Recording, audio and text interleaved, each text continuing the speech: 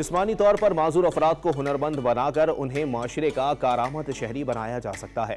اسلام آباد کی ایک غیر سرکاری تنظیم اسی مشن پر کام کر رہی ہے۔ تفصیلات رخسانہ خان کی رپورٹ۔ خود ڈسیبلٹی کے ساتھ تھا، جو مشکلات تھی، پرابلمس تھی جو میں فیس کرتا تھا، مجھے لگتا تھا کہ بہت سارے میرے جیسے لوگ ہیں جو اسی طرح کی پرابلمس کو فیس کر رہے ہیں۔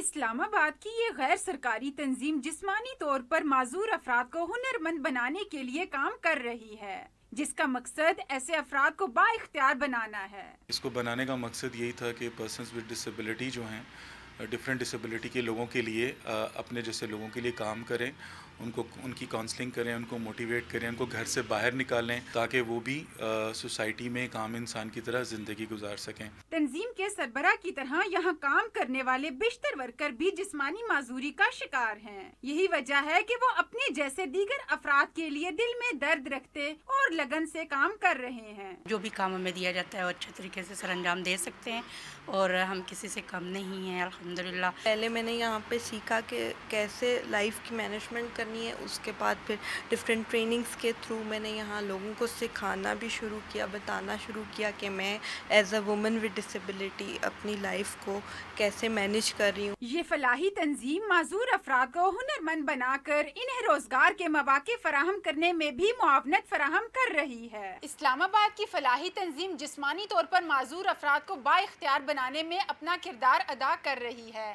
تاکہ مستقبل میں یہ افراد بھی معاشرے کی ترقی میں اپنا کلیدی کردار ادا کر سکیں۔ کیمرہ مین کاشف عباسی کے ساتھ رخسانہ خان، ڈان نیوز، اسلام آباد۔